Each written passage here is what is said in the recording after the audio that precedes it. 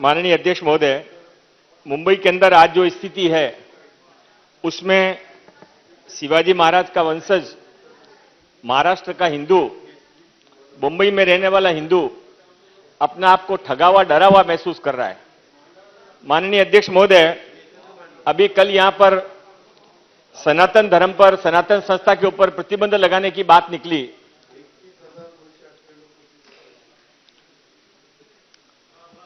माननीय अध्यक्ष महोदय, सनातन संस्था के ऊपर जो प्रतिबंध लगाने की बात करते हैं, उनको क्या कभी रजा अकॅडमी का ख्याल भी आता है? आपण बाब क्रमांक सांगितला पाहिजे. हां, सांगितला अध्यक्ष महोदय. गृह विभागची भाग क्रमांक 17 जनरल विषय. माननीय गृह मंत्री जी, एक बार बोलने का मौका मिलता है, बोलने दीजिए. आप क्या करेंगे नहीं करेंगे आपकी इच्छा है. आपको पता रहता है और आप क्या बोलने वाले हैं मुझे भी पता रहता है और पूरे महाराष्ट्र को भी पता रहता है. माननीय अध्यक्ष महोदय, सनातन संस्था के ऊपर कल जो प्रतिबंध लगाने की बात कर रहे थे, उनको माननीय अध्यक्ष महोदय कभी यह भी ख्याल आता है कि बंगाल के अंदर एक घटना होती है, उसके अंदर से बंगाल की घटना के विरोध के अंदर भारत में कहीं पर कुछ नहीं होता, पर महाराष्ट्र के अंदर जगह जगह जुलूस निकाले जाते हैं. और ये जुलूस निकालने वाले कौन हैं? रजा अकॅडमी के लोग हैं, जमात के लोग हैं. सनातन संस्था पर प्रतिबंध लगाने वालों के मन में, उनके मन का हिंदुत्व कभी यह नहीं जागा कि पहले जमात के ऊपर प्रतिबंध लगाए जाए, पहले रजा अकॅडमी के ऊपर प्रतिबंध लगाए जाए. सनातन संस्था के गूगल पे मारोगे तो वहां पर आरती का चित्र आएगा, और रजा अकॅडमी पर गूगल पे यदि आप सर्च करने को जाओगे तो हमारे शहीद स्तंभ को लात मारने का चित्र आएगा. माननीय अध्यक्ष महोदय, वो रजा अकॅडमी के लोगों को संरक्षण देने का काम किसने किया? माननीय अध्यक्ष महोदय, जब रजा अकॅडमी के ऊपर हम प्रतिबंध नहीं लगा सकते हैं, सनातन संस्था पर प्रतिबंध लगाने की बात करते हैं, तो हमें इस बात की भी शर्म आती है माननीय अध्यक्ष महोदय कि 1992 के दंगे के अंदर जिन्होंने बम विस्फोट, जिन्होंने मुंबई के 250 लोगों को चित्रों से उड़ा दिया था, उन बम विस्फोट के अपराधियों को जब फांसी की सजा माननीय सुप्रीम कोर्ट ने सुनाई, तो उस पर खुश होने की बजाय माननीय अध्यक्ष महोदय, जिन्होंने राष्ट्रपति के पास में पत्र लिखा कि बम विस्फोट के आरोपियों को, दाऊद के गुर्गों को माफ किया जाए, माननीय अध्यक्ष महोदय, उन माफी मांगने वाले जो लोग विधायक थे वो आज भी इस विधानसभा के अंदर बैठे हैं. उसमें 12 लोगों के साइन थे माननीय अध्यक्ष महोदय, जिन्होंने बम विस्फोट के अंदर मुंबई के लोगों के चिथड़े उड़ाए. वो 12 लोगों के साइन करने वाले आज भी विधानसभा सदस्य बनकर यहां पर बैठे हैं. पहले उनको विधानसभा से निकालिए, उसके बाद में सनातन संस्था के बारे में बात करिए. आप पूछिए कौन है, आपको सब मालूम है. माननीय अध्यक्ष महोदय, मैं जो कुछ कह रहा हूं सोच समझ के कह रहा हूं, ऑन रिकॉर्ड है. और माननीय अध्यक्ष महोदय, मुझे संरक्षण दिया जाए. माननीय अध्यक्ष महोदय, मुझे संरक्षण दिया जाए.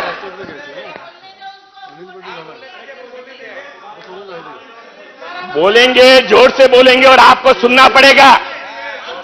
जो हिंदू हित की बात करेगा वही देश पर राज करेगा.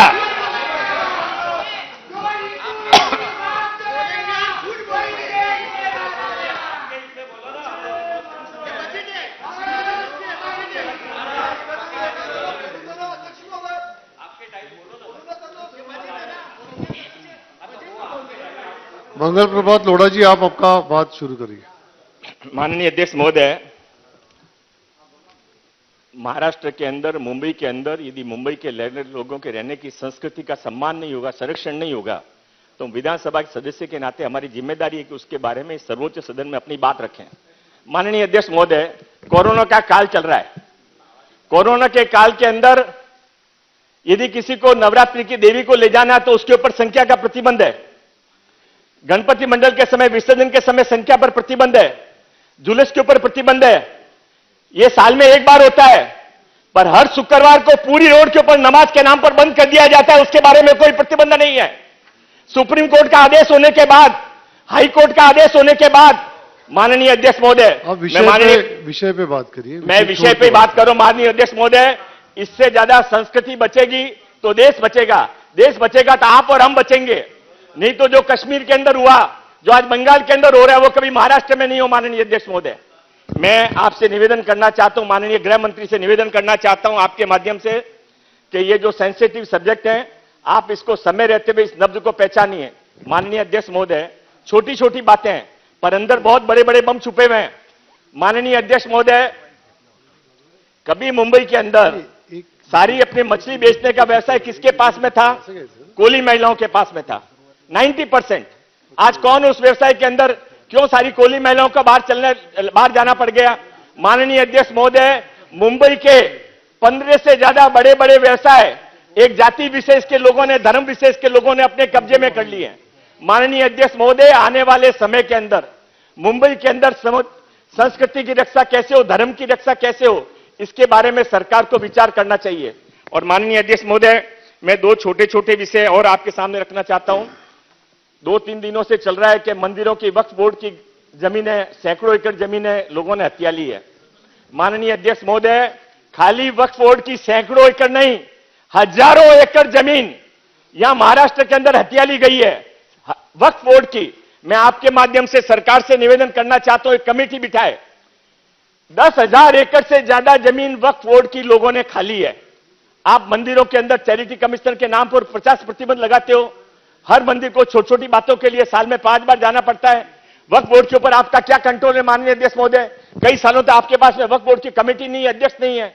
मेरा आपके माध्यम से माननीय गृह मंत्री से निवेदन है कि वक्फ बोर्ड के अंदर जितनी जमीनों में पिछले 15 सालों से घोटाला हुआ है, उसके बारे में एक कमेटी बिठाई जाए।